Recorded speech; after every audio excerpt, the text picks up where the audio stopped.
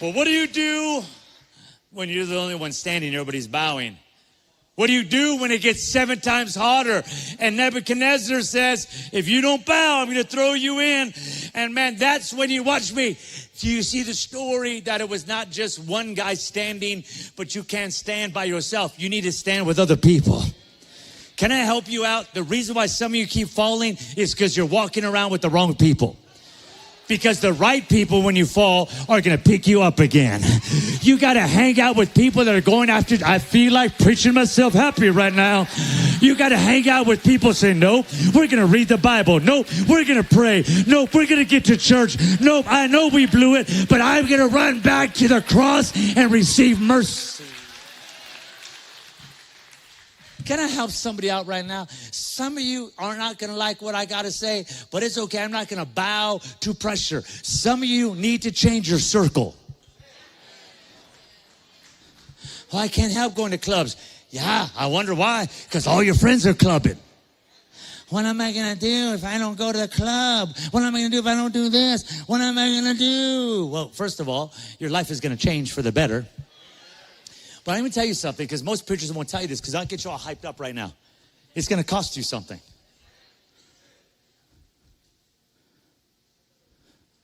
It's going to cost you something.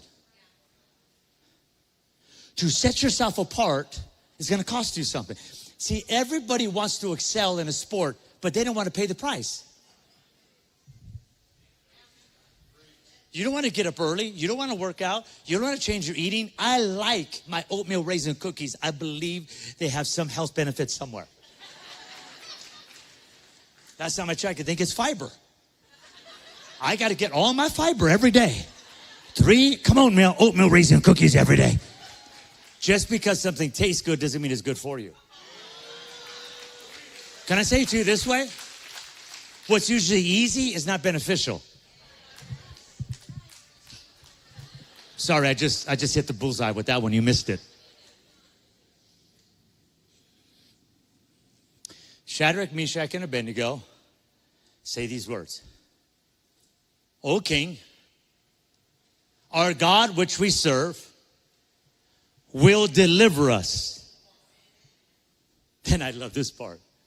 But even if he don't, we still will not bow. Watch. You're all clapping because you're not going to get thrown into the furnace. That got the king so mad. And he says, make it hotter. And these big old dudes came and they threw, I don't even know why I'm doing that. I'm a youth pastor again. And they threw the young adults in. And here's the crazy thing. It said that the guys that threw in the fire, the flames killed them. This is crazy, right? They throw them in all bound. And then Nebuchadnezzar pauses and he says, how many guys did we throw in? Now, you don't talk back to the king like, what do you mean, king? They say, king, we threw in 3. He says, well, that's what I thought, but there's 1, 2, 3, but I see a 4th man in the fire. Now, here's something crazy.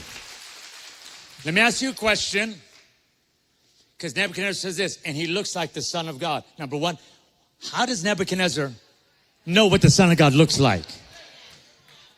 It means to tell you this, that even pagans, unbelievers can see when God is at work in your life. Let me ask you a question. Did the 4th man show up outside of the fire or in the fire? See, that's why when the enemy gets mad, he's Nebuchadnezzar, and he makes your life 7 times worse.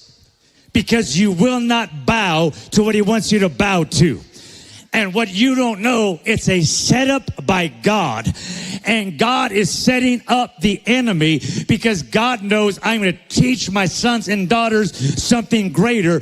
Because all of us pray, God, please keep me out of the fire. But God says, nope, I'm a greater God than that. and they could throw you in the fire. You could have a setback. You could have bankruptcy. You could have divorce. You could have whatever you have. But I am going to show up in the middle of your mess. I'm going to show up in the middle of your battle. I'm going to show up, and what you thought was going to kill you is going to get you free from all the stuff. Somebody say amen. You know that some of you are avoiding the fire when you don't even recognize that the fire is going to show you God like you've never seen before? Some of you don't want to, it's going to be hard to walk away. I'm not saying it's not hard to walk away. I'm not saying it's hard to walk away from that guy, from that girl. I'm not saying it's hard to walk away. I'm not saying, no, it is hard to walk away, but you're walking away from something. You're walking towards something even better. So watch this. So then the king says, hey guys, now I know that your God is the greatest God. And they come out, and here's the crazy thing is, it says they weren't singed and they didn't smell like smoke.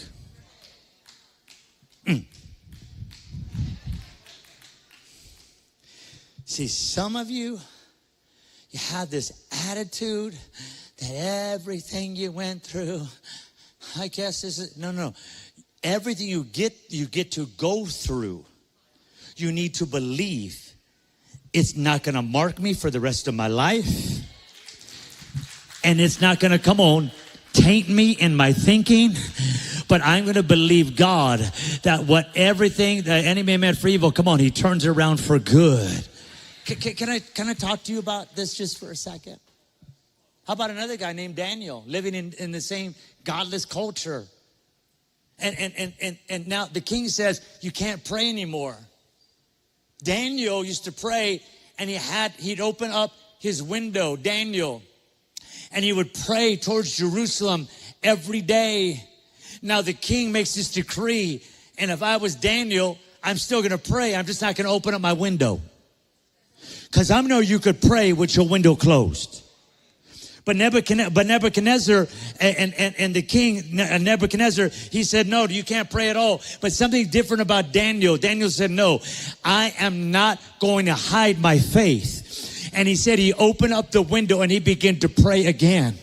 Now word gets back to the king and he goes, what? And Daniel was actually one of the king's favorite, but he had made a decree because there were guys that hated Daniel. And they said, no, king, you made this decree. He's got to go in the lion's den. And so King Nebuchadnezzar reluctantly had Daniel, and there he is, and he's ready to throw him in the lion's den. And Daniel is staying fast in his faith, and he says, it's okay, king, my God shall protect me. And when they threw him in the lion's den, it said an angel came down and shut the mouth of the lion. My friends, I'm here to tell you, if you get thrown into a lion's den, I'm here to tell you, God can still shut the mouth of the lion, and he can preserve you in the middle of what you're going through. 5-second praise break right now because God's doing something in your life.